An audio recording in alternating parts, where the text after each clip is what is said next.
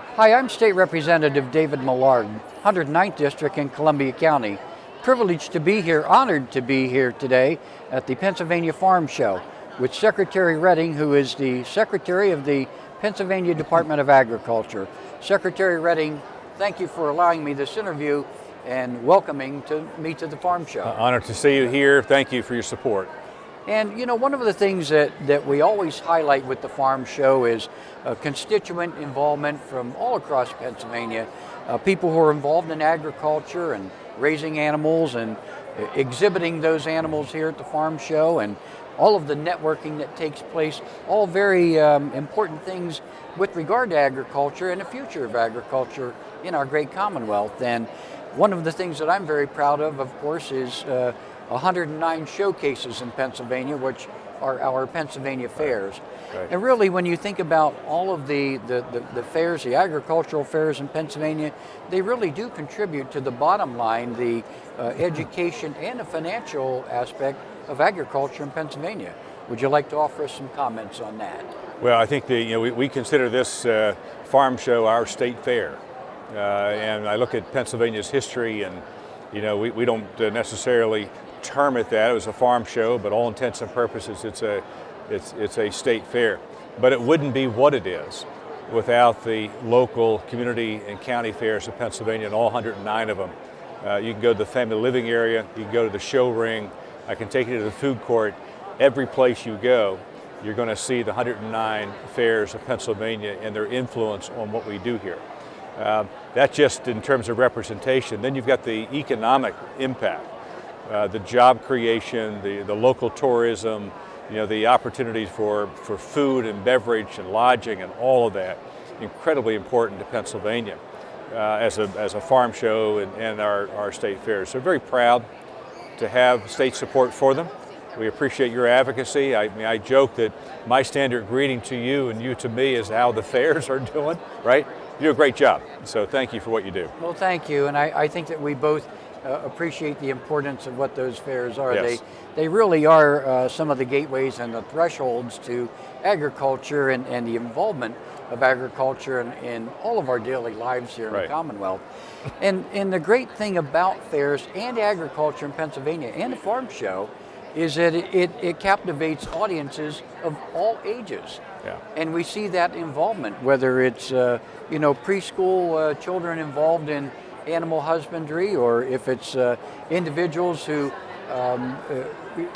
exhibit their crafts here, such as some of the quilts that I saw when I walked into the auditorium here today. And they're all Pennsylvania people, all showcasing not only agriculture, but the arts in Pennsylvania. Absolutely. And somehow they bring it together. They weave that fine fabric of putting it all together. But when we talk about the future of agriculture in Pennsylvania, as the Secretary of Ag in Pennsylvania, what do you see for our future? I see a very bright future. I mean, I'm more optimistic about agriculture today than many years. Now, that doesn't mean that everything's perfect, right? Not at all. I mean, there are pockets of pain, and our dairy industry is one of those examples that right now I'm very concerned about. But we've also taken a long view of agriculture in the Commonwealth over the years. We'll do it again today, and I always appreciate the men and women who are in it.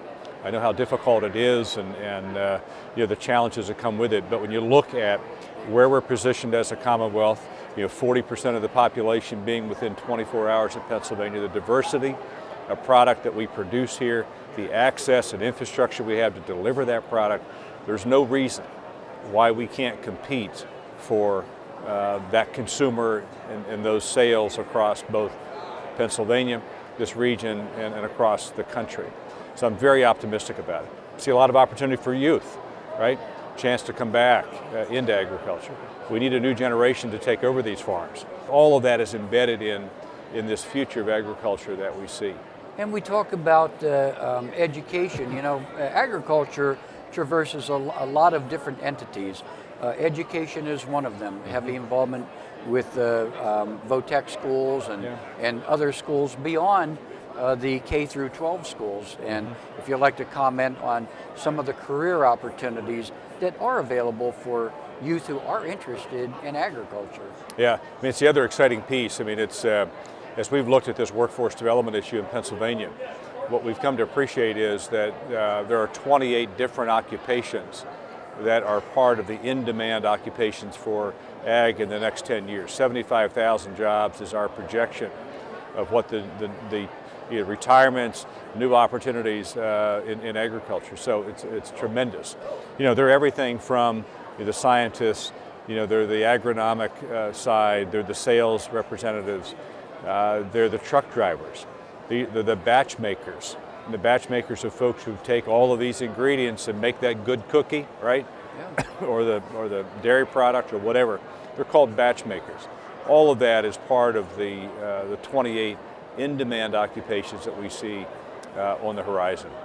And another thing that we've always highlighted has been PA preferred. Yes. And we know that we expand well beyond our boundaries of the Commonwealth with our products. But here within the Commonwealth, in an effort to promote agriculture, PA preferred, we have a great example just right outside of my district, Old Forge Brewing in Danville. Yeah. It's a brewery that it not only makes everybody's favorite flavors and keeps adding to that list, but they also have a restaurant. They supply the farmer with the grain after they're making their product to raise the beef that they serve in their restaurant.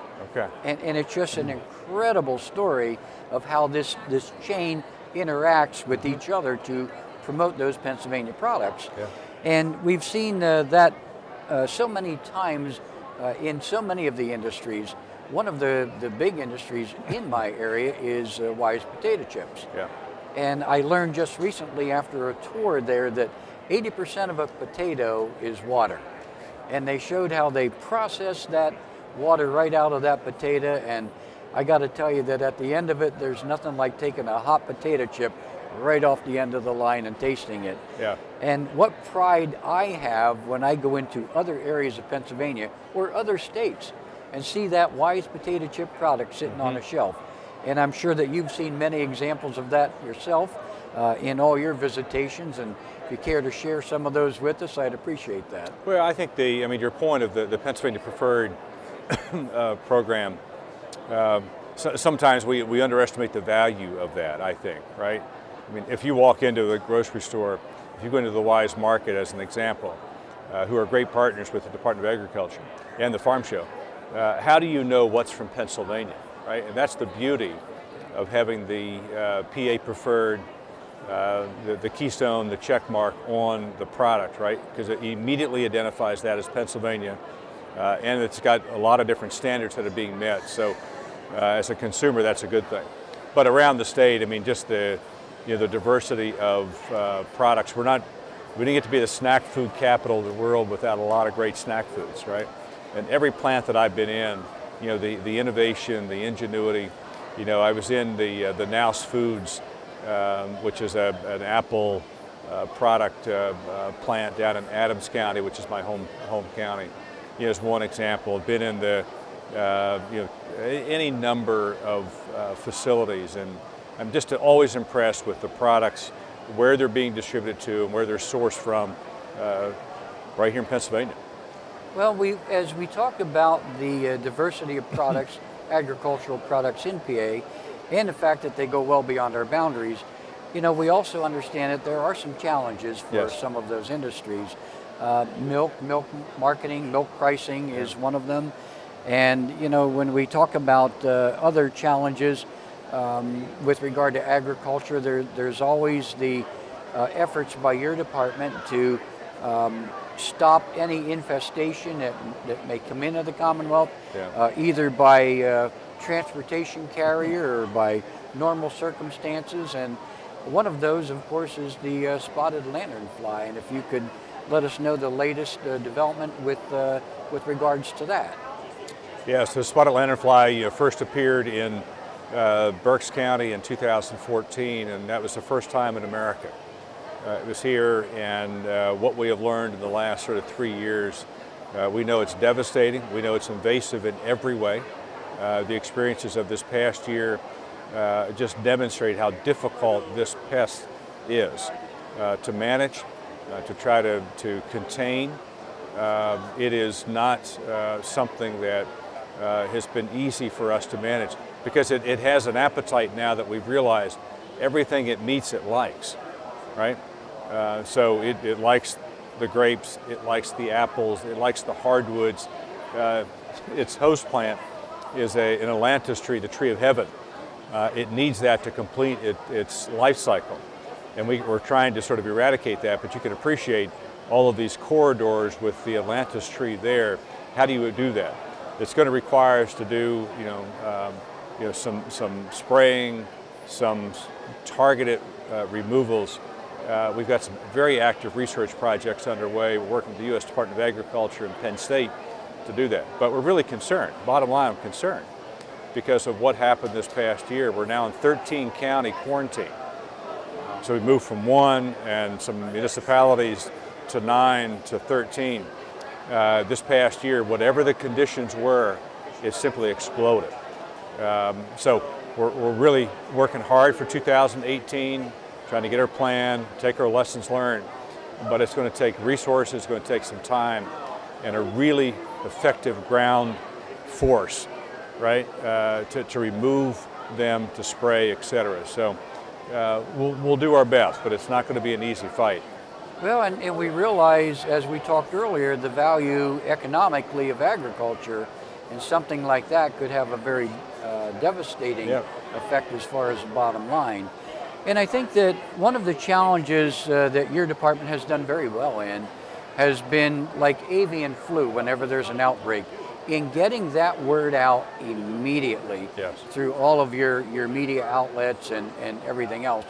Because a lot of times the only way that we can stop something is once we recognize it's there, and then try to make everybody aware of it, create that awareness, and take the necessary steps. And if you'd like to, expound upon how you get that message out, that would be great. Well, I think it's a great example. So we were threatened with high-path avian influenza 2 years ago, and it was a great response, public response to that. I think everybody understood, whether you had the backyard poultry, you had major commercial poultry, you had wild geese and ducks sort of flying in pathways. Everybody was sort of paying attention because they saw how devastating high-path AI could be. We need the same, transfer of that process into the spotted lanternfly as well, and we're getting there. The difference this time is just sort of the scale of this thing, right? Before it was poultry, you could sort of manage that. Now you've got it in the most dense part of Pennsylvania, southeast PA, with a lot of homes, a lot of people, a lot of commerce. How do you do that? Well, and I think that as we look, into the future, as far as getting that message out to others, part of the farm show effort this week is broadband. Yes. And putting that availability into all of the rural areas of Pennsylvania. And I guess that one of my final questions to you would be, here we are at the farm show, and you have another great event that takes place typically in the summer, which is Ag Progress Days. What's the correlation between the two? Yeah, well, I think they're complementary. Our Ag Progress Days is an event of Penn State University, which we're very proud of as our land-grant university. The farm show is a Commonwealth show. I would say that the Ag Progress Days is really focused on the research and the production and the farm application, right? This show, we've got those themes, but our real focus is the consumer and the general public. Not forgetting about our farm community, but introducing them and connecting them. Well, I think that when we look at it as a whole, that they both do complement each other, and it's a testament to the great job that you do, that your department does, and I really appreciate you taking the time to do this interview with me and help educate my constituents with some of the things that affect us locally. So thank you again for thanks doing for all you this. do. Thanks for being here. You bet. Thank you.